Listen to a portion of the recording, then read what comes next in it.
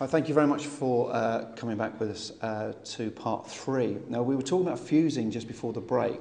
I've never heard of that before. No, well, it's just that it's in regards the DNA sequencing and the chromosomes, and through analysis they've actually seen that there could be fusing between two strings, which would mean that it's done not naturally but scientifically. I mean, we can do that. We've already done that. We've managed to do it ourselves.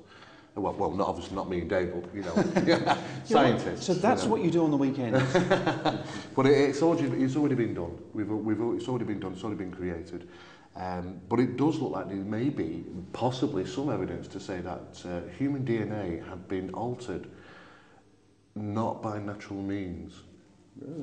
Yeah. Millions, probably thousands of millions of years ago. It depends on how old the human race is. We don't know yet. We're still there's lots of different theories about that. You know. Can I just throw something in it, which is kind of a bit out of the shot in the dark? But what do you guys believe in the Darwin theory? Do you believe that's Steve actually, we had a UPIA meeting a few months ago where Steve done a whole meeting based on the Darwinian theory.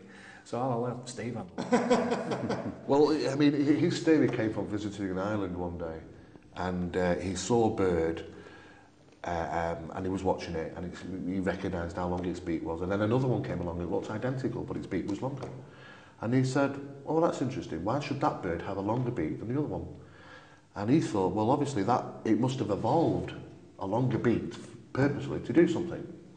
So hence he started looking into the evolutionary theory, and then even got onto humans and where we may have come from.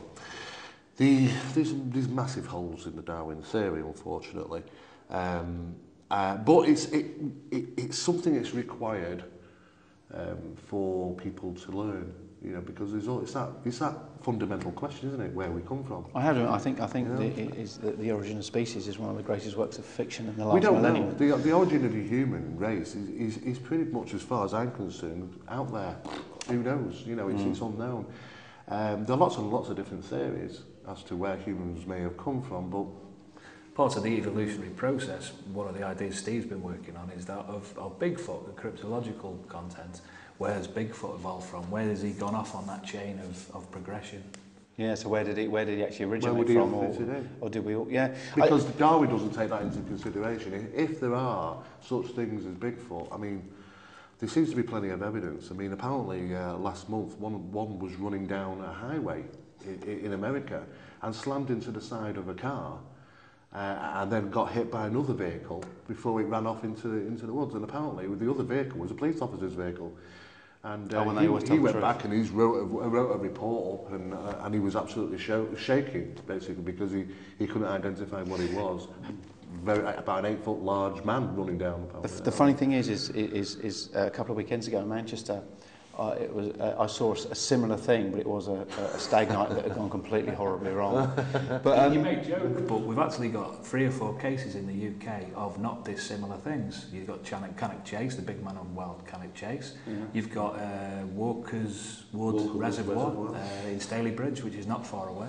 But does this almost, I mean, going onto the, you know, sort of, I know we're going to cryptozoology here for a bit, but if there are these things, does that almost go against the alien theory that they kind of made us, popped us down here and they're kind of looking after us? Or well, no, I mean, but I think I'll tell you how the sort of theory fits.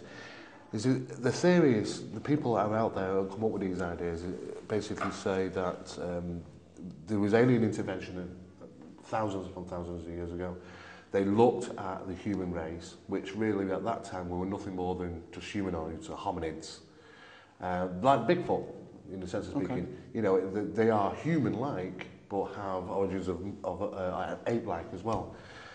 And they intervened and did something, changed something. This is where the DNA thing. Yeah. And hence, we became... I mean, if you actually look through the fossilised records, and I'd say, you know, people do that, look at the evidence. Look at the evidence to support the fact that Neolithic and Neanderthal men around. Why should there be more than one around? If we've evolved... Why were they both around the same time? 2 different types. You know, it suddenly doesn't fit the evolution theory. And where do we fit? Because it's sort of ape to monkey. There's a 10,000 years, and then we've got a different type of monkey. There's another 10,000 years, and then suddenly you've got man, and you think, well, where's before? Where's the transition to get there is missing. The missing link, as you could say. Some people believe that the Bigfoots of the world, and they're reported all over the world, are the missing link. That is the transition. So where we come into it, some people believe that we were manufactured in some way. And of course, all theories